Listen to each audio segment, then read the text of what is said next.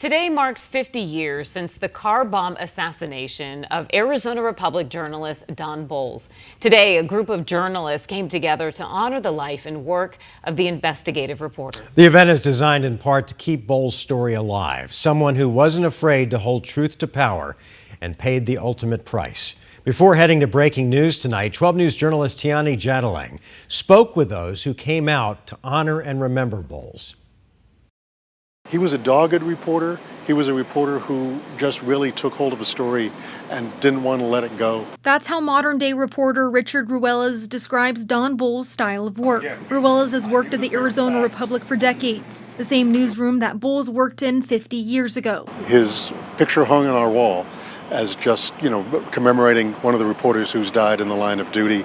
And over the years, I've just made it sort of my beat to make sure every year we had a story commemorating the tale. At the time, Ruelas says Bolles believed he was meeting a source at a hotel for a tip involving information on a land fraud deal. Shortly after, it was discovered that it was all a setup. He parks at the hotel, walks in to the lobby. The guy he was supposed to meet affixes a dynamite bomb under his car, and as Bolles gets into his car and backs away, another man detonated it and exploded it right in Midtown Phoenix. Bolles survived the blast and didn't succumb to his injuries until 11 days later. But journalists who've covered this case tell us he was strong enough to give key evidence as to who he believed was responsible for this. Told bystanders, people who came to his aid, paramedics, was trying to tell him who he thought was responsible. And the last thing he told them, he said, they finally got me. Emprise, the Mafia, John Adamson, find him. He says Adamson was the man who initially lured Bolles to the hotel and gave the names for two other men allegedly tied to the bombing. And he named two other guys.